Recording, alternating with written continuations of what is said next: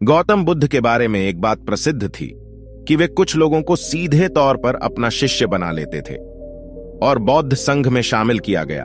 लेकिन कुछ लोग अपने शिष्य बनाने से पहले मुझसे कहते थे कि जाओ और कुछ दिनों के लिए श्मशान में रहो, उसके बाद ही वे संघ में शामिल होते थे। तो बुद्ध ने ऐसा क्यों किया, आज इस वीडियो में हम जानेंगे एक कहानी के माध्यम से। एक बार एक व्यक्ति गौतम बुद्ध के पास आया और बोला कि बुद्ध, मैं भी आपके संघ में शामिल होना चाहता हूं, कृपया मुझे दीक्षा दें और मुझे अपने संघ में शामिल करें।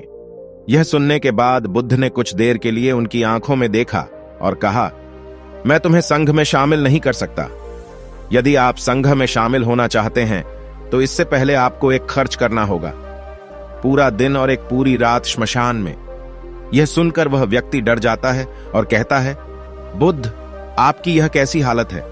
दिन में तो ठीक है, लेकिन रात में मैं श्मशान में नहीं रुक सकता। बुद्ध ने पूछा कि तुम रात में क्यों नहीं रुक सकते? व्यक्ति ने उत्तर दिया, रात होते ही श्मशान में भूत प्रेत भटकने लगते हैं। भगवान बुद्ध ने पूछा, क्या तुमने कभी किसी भूत की आत्मा को अपनी आंखों से देखा है?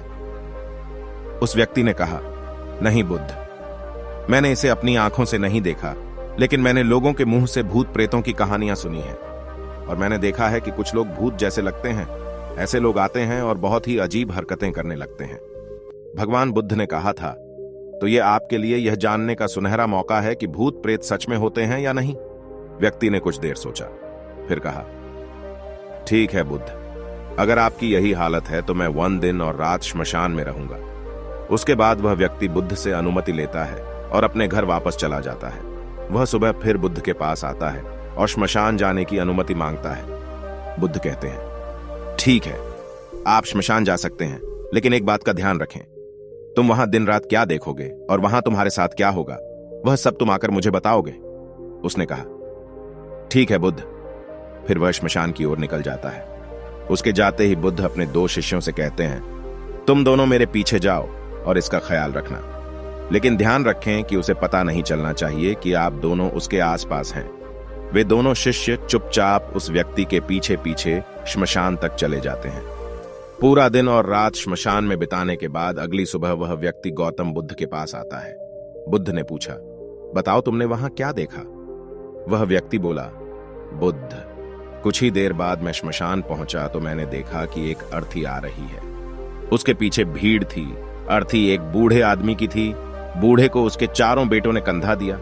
चारों बहुत उदास लग रहे थे। अर्थी के पीछे चल रहे लोग कुछ बातें कर रहे थे कि वह बेचारा एक अच्छा इंसान था, लेकिन अब वह नहीं है। और कुछ लोग यह भी कह रहे थे कि अच्छा हुआ वह बेचारा बूढ़ा बिना किसी दर्द और कष्ट के इस दुनिया से चला गया। इसी तरह अन्य लोग भी थे, उसके बारे में तरह तरह से बातें कर रहे हैं। फिर उस बूढ़े आदमी को चिता पर लिटाया गया और फिर उसके बड़े बेटे ने उस आदमी की चिता को मुखाग्नि दी। फिर सभी लोग पास के तालाब में स्नान कर घर चले गए। उसके बाद मैं काफी देर तक वहीं बैठा उस जलती हुई चिता को देखता रहा। फिर दोपहर को एक और अर्थी वहां आई। अर्थी एक युवती की थी। उस महिला का पति अर्थी के आगे आगे चल रहा था। वह बहुत दुखी था। उसकी आंखों से आंसू बह रहे थे। अर्थी के पीछे चल रहे कुछ लोग कह रहे थे कि इस आदमी के साथ बहुत गलत हुआ। इतनी कम उम्र में इसकी पत्नी इसे छोड़कर चली गई। बेचारे के सामने पूरी जिंदगी पड़ी है। उसके 2 छोटे बच्चे हैं, वह उन्हें अकेले कैसे पालेगा? भगवान ने उसके साथ बहुत गलत किया। साथ ही वहां बहुत जानकार लोग भी थे जो मृत महिला के पति को समझा रहे थे कि मत रो, आज या कल उसे यहां आना ही था, कुछ पहले कुछ बाद में, लेकिन एक दिन सभी को यहां आना है। मृत्यु से कोई नहीं बच सकता, सब कुछ यहीं रहता है। इसलिए हमें क्रोध, चिंता, लोभ और बुरे कर्मों से बचना चाहिए। और ऐसी ही ज्ञान की बातें वहां पर वे सभी बुद्धिमान लोग कह रहे थे। तभी महिला के पति ने उसकी चिता जलाई और जोर जोर से रोने लगा। उसका रोना देखकर कुछ लोग उसे सांत्वना देने आए। फिर वो सभी लोग पास के तालाब में नहाने लगे और वहां से चला गया। इस बार भी मैं वहीं बैठा उस औरत की जलती हुई चिता को देखता रहा। और जब शाम हुई तो 2 चिताएं और आ गईं। एक अर्थी को महंगे फूलों की मालाओं से सजाया गया था। उसके पीछे जो लोग थे वे अमीर घरानों के लग रहे थे और उसके पीछे एक लंबी भीड़ थी। ऐसा लग रहा था जैसे किसी अमीर आदमी की अर्थी हो। दूसरी अर्थी बहुत साधारण थी और उसके पीछे कुछ लोग थे, वह किसी गरीब आदमी की अर्थी होगी। अमीर आदमी की चिता चंदन की बनी हुई थी, जबकि गरीब आदमी की चिता साधारण लकड़ियों से बनाई गई थी। पहले अमीर आदमी की चिता जलाई गई फिर गरीब की चिता को अग्नि दी गई। भगवान बुद्ध ने पूछा, क्या तुम्हें दोनों चिताओं में कोई अंतर नजर आया? व्यक्ति ने कहा, नहीं बुद्ध, मुझे कोई फर्क नहीं दिखता। दोनों शव एक ही तरह जल गए और अंततः राख में बदल गए। बुद्ध ने पूछा, फिर क्या हुआ? व्यक्ति ने कहा, फिर तो रात हो गई और वहां कोई नहीं आया। बुद्ध ने फिर पूछा, क्या तुमने रात को वहां भूत प्रेत देखे थे? उस व्यक्ति ने कहा, नहीं बुद्ध, मुझे वहां कुछ भी दिखाई नहीं दे रहा है, लेकिन मैं पूरी रात वहां अपने आप से डरा हुआ पड़ा रहा, कभी जानवरों की आवाज से तो कभी हवा की सरसराहट से। और फिर सुबह हो गई और मैं तुम्हारे पास आया। बुद्ध ने बहुत अच्छा कहा, लेकिन मैं तुम्हें संघ में नहीं जोड़ सकता। उस व्यक्ति ने कहा, लेकिन क्यों? बुद्ध ने कहा, क्योंकि तुम अभी तैयार नहीं हो संघ में शामिल होने के लिए। तुम्हें एक बार फिर पूरा दिन और रात श्मशान में बिताना होगा। उस व्यक्ति ने बुद्ध को मनाने की बहुत कोशिश की, लेकिन बुद्ध नहीं माने। अंत में वह फिर से श्मशान जाने के लिए तैयार हो गया। अगली सुबह उसने बुद्ध की अनुमति ली। वह व्यक्ति फिर से श्मशान के लिए निकल गया। बुद्ध ने एक बार फिर अपने 2 शिष्यों को भेजा, उसकी सुरक्षा के लिए उसके पीछे। एक दिन और एक रात श्मशान में बिताने के बाद वह दोबारा बुद्ध के पास आया। बुद्ध ने फिर वही सवाल पूछा, बताओ तुमने वहां क्या देखा? उस व्यक्ति ने कहा कि कल मेरे सामने 8 लोगों की चिताओं में आग लगा दी गई थी और उन सभी के साथ वही हुआ जो मैंने आपको पिछली बार बताया था। कई लोग रो रहे थे और कुछ लोग उन्हें सांत्वना दे रहे थे और कुछ बुद्धिमान लोग अलग अलग बातें कर रहे थे। लेकिन इस बार मैंने कुछ अलग देखा। वह यह था कि कुछ मृत व्यक्तियों के शरीर के कुछ हिस्से थे जो ठीक से जल भी नहीं पा रहे थे और चील कौए उन्हें नोच नोच कर खा रहे थे। कुछ हड्डियां कुत्ते काट कर ले गए। यह सब देखकर मुझे एक बात का एहसास हुआ कि जिस शरीर को हम इतना महत्व देते हैं वह एक दिन ऐसे ही खत्म हो जाएगा। उस व्यक्ति ने कहा था, बुद्ध, क्या मैं अब बौद्ध संघ में शामिल हो सकता हूं? बुद्ध ने कहा, नहीं, मैं तुम्हें अभी संघ में नहीं जोड़ सकता। व्यक्ति ने कहा, लेकिन बुद्ध, जैसा कि आपने कहा, मैं 2 बार श्मशान गया हूं, अब आपको मेरे साथ शामिल होना होगा। संघ। बुद्ध ने कहा, देखने वाली महत्वपूर्ण बात, मैंने तुम्हें श्मशान में भेजा है। तुमने अभी तक उसे नहीं देखा है, इसलिए मैं तुम्हें संघ में नहीं जोड़ सकता। और जब तक तुम श्मशान में यह नहीं देख लेते कि मैंने तुम्हें वहां किस लिए भेजा था, तब तक तुम संघ में शामिल नहीं हो सकते। संघ। यह सुनकर वह व्यक्ति बुद्ध से अनुमति लेता है और फिर से श्मशान घाट की ओर निकल जाता है। वह पूरा दिन और रात श्मशान में बिताता है, लेकिन इस बार उसके अंदर कुछ हुआ। उसने देखा कि बुद्ध क्या दिखाना चाहते थे। अगली सुबह उसे बुद्ध के पास पहुंचने की कोई जल्दी नहीं थी।